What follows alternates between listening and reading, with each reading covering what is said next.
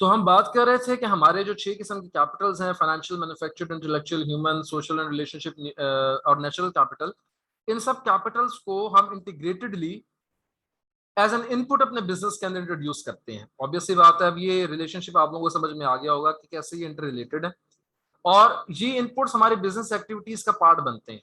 ठीक है, business activities के अंदर हमारे मुख्तलिफ ऑपरेशंस हैं, फंक्शंस हैं, वो आउटपुट्स जनरेट करते हैं, जो भी आउटपुट है, और उस आउटपुट से ऑब्वियस सी बात है कि हमारे बिजनेस के आउटकम्स, चाहे वो पॉजिटिव हो या चाहे वो नेगेटिव हो, वो बरामद होते हैं। ठीक है, और मजे की बात यह है कि ये आउटपुट्स भी हमारे इन कैपिटल्स की फॉर्म के अंदर ही आते हैं, फाइनेंशियल, मैन्युफैक्चर्ड, इंटेलेक्चुअल वगैरह वगैरह, लेकिन इनकी वैल्यू जो है वैल्यू क्रिएशन में बढ़ जाती है। अब सबसे ज्यादा सिंपल इसको समझना हमारे लिए फाइनेंशियल कैपिटल है। अगर हमारा पॉजिटिव रिजल्ट्स आते हैं तो ऑब्वियस सी बात है प्रॉफिटेबिलिटी हमारी इंक्रीज होती है, प्रॉफिटेबिलिटी इंक्रीज होगी तो हमारा फाइनेंशियल कैपिटल बढ़ जाएगा। ये सिर्फ एक एग्जांपल है। इसी तरीके से मैन्युफैक्चर्ड कैपिटल भी बढ़ता है। कैसे?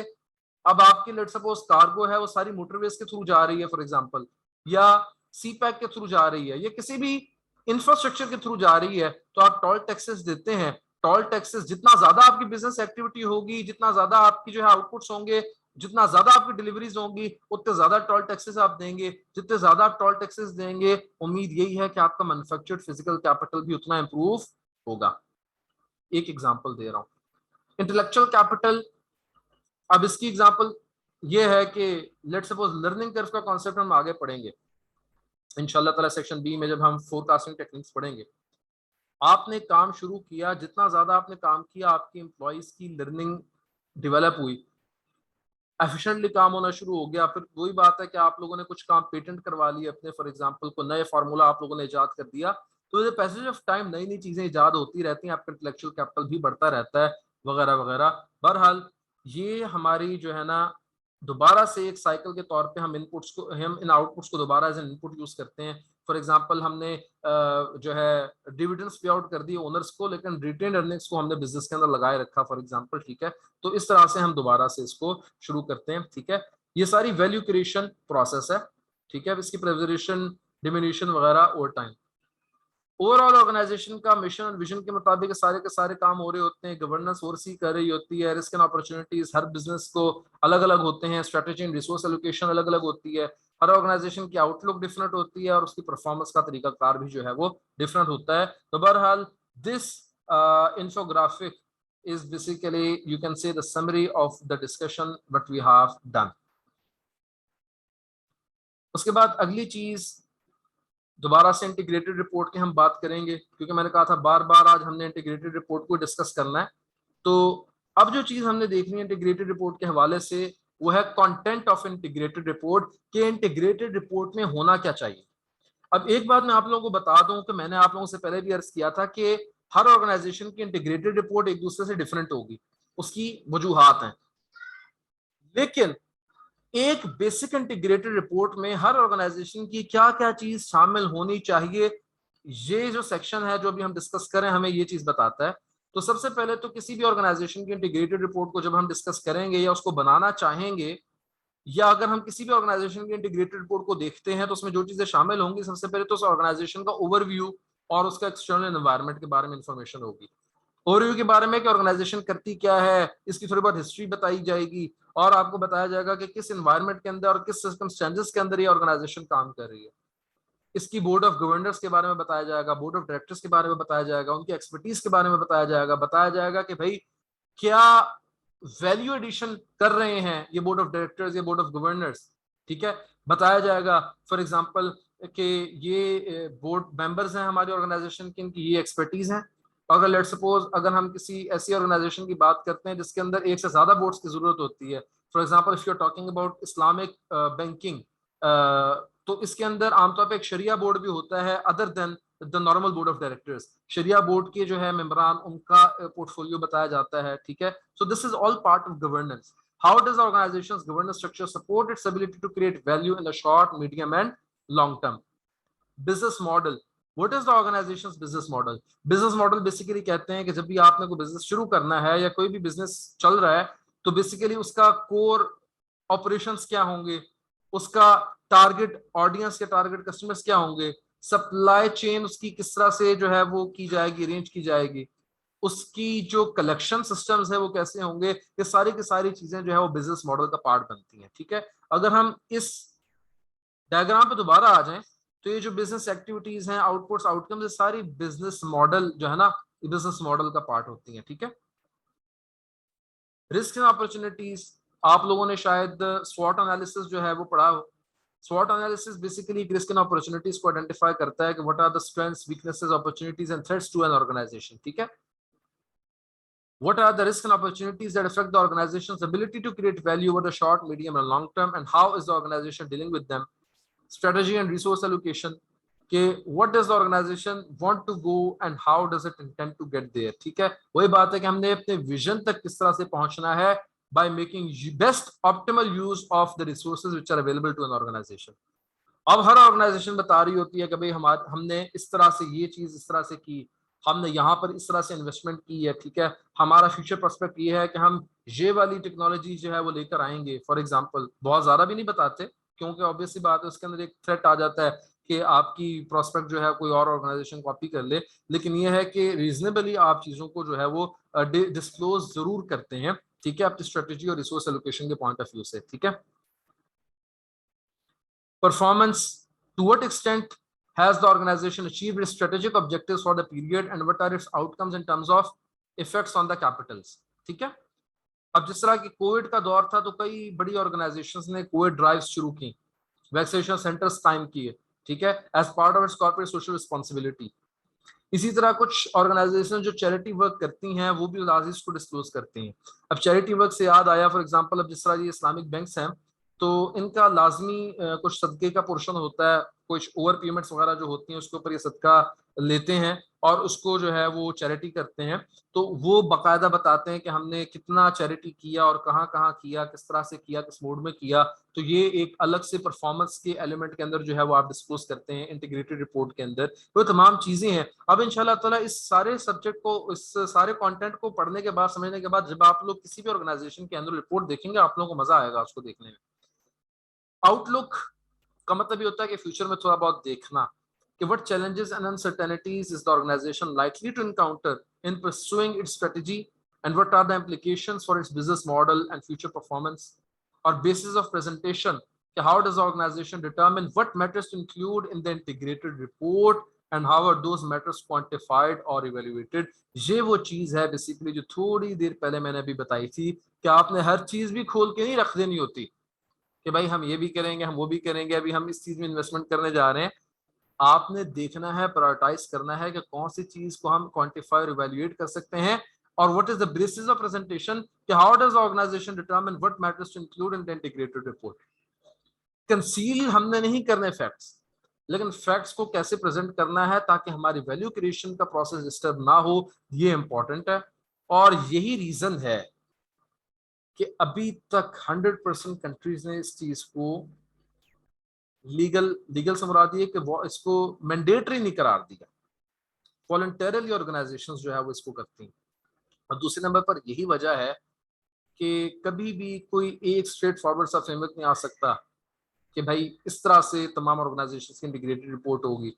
हर इंटीग्रेटेड रिपोर्ट दूसरे से डिफरेंट है क्योंकि बेसिस ऑफ प्रेजेंटेशन सबकी डिफरेंट हो सकती है। So these are some things that are subjective in nature. Okay, principles for preparing and presenting an integrated report, strategic focus and future orientation। Obviously बात है आपका जो विजन होना चाहिए वो स्ट्रेटेजिक होना चाहिए और फ्यूचर ओरिएंटेशन के मुताबिक आपको इंटीग्रेटेड रिपोर्टिंग करनी चाहिए। इंफॉर्मेशन को कनेक्टिव होना चाहिए, कनेक्टिविटी होनी चाहिए इंफॉर्मेशन की, ऐसा ना हो कि एक पूरब में एक पश्चिम में। ठीक है, अब पढ़ने वाला जो है पहले एक चीज को पढ़ रहा था, दूसरे पेज के ऊपर बात ही कुछ और हो रही है। रब्त होना बड़ा जरूरी है इंफॉर्मेशन का, connectivity of information is very important for decision making as well as for understanding both. Stakeholder relationships आपके जहन में होना चाहिए कि ऑर्गेनाइजेशन के स्टेक होल्डर्स कौन कौन है, उनका ऑर्गेनाइजेशन से क्या क्या रिलेशनशिप है। ये तो बिजनेस करने की सबसे इंपॉर्टेंट एक इंसाइट है ना, एक बिजनेस की स्किल है, आप स्टेक होल्डर की नॉलेज हो। तो स्टेक होल्डर रिलेशनशिप्स को जहन में रखते हुए इंटीग्रेटेड रिपोर्टिंग करना जरूरी है। और जो इंफॉर्मेशन स्टेक होल्डर्स को चाहिए और जिस इतबार से या जिस मिकदार में चाहिए उस हिसाब से हमने जो है वो रिपोर्टिंग करनी है। मटीरियलिटी का आई होप आप लोगों को कॉन्सेप्ट होगा।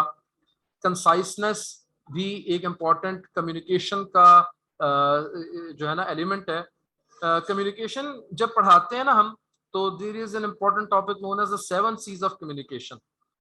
कंप्लीटनेस, कंक्रीटनेस, कंसाइजनेस, ठीक है। Conciseness is 1 C of amongst the 7 C's of communication, ठीक है। तो information and communication must always be concise. Reliability and completeness, ये तो ऑब्वियस सी बात है कि बहुत इंपॉर्टेंट फैक्टर है, इसके ऊपर मुझे कुछ बोलने की जरूरत ही नहीं, आप लोग मुझसे ज्यादा अच्छी बहस कर सकते हैं इसके ऊपर। कंसिस्टेंसी एंड कंपेरेबिलिटी, कंपेरेबिलिटी बहरहाल होनी जरूरी है, इसलिए कि अगर लेट सपोज हमने एक इंडस्ट्री के अंदर 2 या 2 से ज्यादा ऑर्गेनाइजेशंस की इंटीग्रेटेड रिपोर्ट को या एनुअल रिपोर्ट को स्टडी करना है, तो उसमें बहरहाल कुछ कंपेरेबिलिटी होनी चाहिए। और वो कंपेरेबिलिटी इंश्योर भी होती है क्योंकि ये सारी की सारी वो जो फ्रेमवर्क अभी आपको थोड़ी देर पहले पढ़ा था उसके मुताबिक बनती हैं। 100% डिटू सेम नहीं होती, लेकिन ये है कि कंपेरेबल होती है। तो being same and being comparable are these two different things. Consistency का मतलब ये है कि हर साल जो आप रिपोर्ट बना रहे हैं तो उसके पैटर्न में कंसिस्टेंसी होनी चाहिए, जिस तरह से आप चीजों को प्रेजेंट कर रहे होते हैं उसमें कंसिस्टेंसी होनी चाहिए। ऐसा ना हो कि एक साल आपने इंफॉर्मेशन किसी और तरीके से प्रेजेंट की, दूसरे साल किसी और तरीके से प्रेजेंट कर रहे हैं, तो इस तरीके से जो एनालिस्ट होते हैं ना, उनको एनालिसिस में बहुत ज्यादा दिक्कत और परेशानी का सामना होता है। तो इस वजह से हम चाहते हैं कि इसको हम कंसिस्टेंटली जो है वो प्रेजेंट करें। बेनिफिट्स क्या है अडॉप्टिंग इंटीग्रेटेड रिपोर्टिंग के? IR can impose a form of discipline on a company's reporting by ensuring that the company concisely reports material information that shows how well it is performing in non-financial areas that affect the company's strategies and their execution. वही बात आ गई कि financial information का तो सबको पता चल ही जाता है फाइनेंशियल रिपोर्ट से, क्योंकि कैलकुलेशंस हैं, कैलकुलेशन को डील करना, उनको करना आसान है। नॉन फाइनेंशियल इंफॉर्मेशन कैसे इंपैक्ट कर रही है फाइनेंशियल इंफॉर्मेशन को, उसकी अंडरस्टैंडिंग जो है लेना इंपॉर्टेंट होता है। तो एक तरह से थोड़ी सी डिसिप्लिन किस्म की रिपोर्ट होती है कि जहां पर हर एलिमेंट के ऊपर जो है वो खुलकर बात की हुई होती है। ये जो है बेनिफिट है अडॉप्टिंग का इंटीग्रेटेड रिपोर्टिंग को। मैनेजर्स जो है they can get a better understanding of the relationship between financial performance and non financial indicators. KPIs को आप आराम से आइडेंटिफाई कर सकते हैं। Internal measurement and control system for producing reliable and timely non-financial information improve। यानी कि information जो आपके ऑर्गेनाइजेशन के इंटरनल कंट्रोल्स हैं या इंटरनल इंफॉर्मेशन सिस्टम्स हैं वो इंप्रूव कर सकते हैं। ग्रेटर एम्प्लॉय एंगेजमेंट में result. IR can lower an organisation's reputational risk. बिल्कुल ऐसी बात है, रिप्यूटेशन रिस्क जो है वो काफी ज्यादा मिटिगेट हो जाता है। Customers who care about sustainability may be more committed। Better communication about the organization's performance, position, vision, and mission in both financial and non-financial terms. Or IR can communicate a company's vision of the future and how it addresses non-financial challenges and opportunities, enhancing confidence on long-term investors in the company's leadership and its ability to build sustainable value। परेशान ना होइएगा कि मैं बहुत ज्यादा इसको quick forward जा रहा हूँ, क्योंकि तमाम चीजें आपकी बुक में लिखी हुई हैं। चैलेंजेस भी हैं जी, सिर्फ और सिर्फ फायदे नहीं है, चैलेंजेस भी होते हैं। तभी मैंने आपसे जिक्र किया था लेक्चर के बिल्कुल स्टार्ट में कि ऑर्गेनाइजेशंस की आप एनुअल रिपोर्ट्स देखें, उसमें लिखा होता है कि हम बेसिकली अभी इस प्रोसेस में हैं ऑफ इंटीग्रेटेड रिपोर्टिंग, क्योंकि चैलेंजेस हैं। सबसे पहले तो बात यह है कि सपोर्ट चाहिए आपके बोर्ड ऑफ डायरेक्टर्स की और CEO की। इसके लिए कंट्रोल एनवायरनमेंट ये बहुत ज्यादा इंपॉर्टेंट है कि अच्छा डेवलप हुआ हो। Non-financial information does not have the same established reporting standards as financial information has। ये मैंने आपको बात की है। इसी तरीके से फाइनेंशियल इंफॉर्मेशन तो क्वांटिफाई हो जाती है ना, बाकी जो इन्फॉर्मेशन है वो आमतौर पर क्वालिटेटिव इंफॉर्मेशन होती है, तो उसको किस तरह से रिपोर्ट करना है ये इटसेल्फ एक चैलेंज है। Understanding what is a material issue that should be reported is very challenging. हो सकता है आप रिपोर्टिंग की धुन के अंदर फालतू इंफॉर्मेशन रिपोर्ट कर दें, जो काम की इंफॉर्मेशन है वो रिपोर्टिंग से रह जाए। तो ये तमाम चीजें जो है वो एक चैलेंज के तौर पे सामने आ सकती हैं। In order to establish the reliability and comparability of the integrated reports, an assurance opinion is necessary। assurance से मुराद यहाँ पर ऑडिट है और क्वालिटी एश्योरेंस भी है, ठीक है, क्वालिटी कंट्रोल भी है। Internal controls over non-financial data are not as effective as controls over financial data। Understandable सी चीज है। Preparation of an integrated report requires collecting and analyzing structured and unstructured data। ये भी एक बहुत इंपॉर्टेंट चीज है। और आखिरी स्लाइड हमारे आज के दिन की, जिसके बाद हम इंशाल्लाह खत्म शुरू करेंगे, कि specialists with analytical skills will need to be brought in to make sense of the data and incorporate it into financial reporting. Or integrated report may cause disclosure of proprietary information and revelation of competitive information. ये सबसे बड़ा challenge है जिसका मैंने आपसे पहले भी जिक्र किया था कि आफ्टर ऑल जब आप चीजें रिपोर्ट कर रहे हैं इंटीग्रेटेडली, आप कभी कभार डिस्क्लोज कर बैठते हैं अपनी इंफॉर्मेशन जो कि कंपेटिटिव इंफॉर्मेशन होती है। हो सकता है कि वो इंफॉर्मेशन जो आपने डिस्क्लोज की आपका कंपेटिटर उससे फायदा उठा ले, जिससे आपकी कंपेटिटिव एडवांटेज में इन फ्यूचर जो है वो फर्क आ जाए। तो बहरहाल this was our today's topic of integrated reporting, and with this final slide we conclude our lecture. If I hope that this was an informative lecture, and I'm really sorry कि एक theoretical season थी तो थोड़ी सी खुश जरूर थी, बहरहाल as part of the syllabus we have to cover this, and from our next lecture inshallah we will be discussing practical aspects of accounting.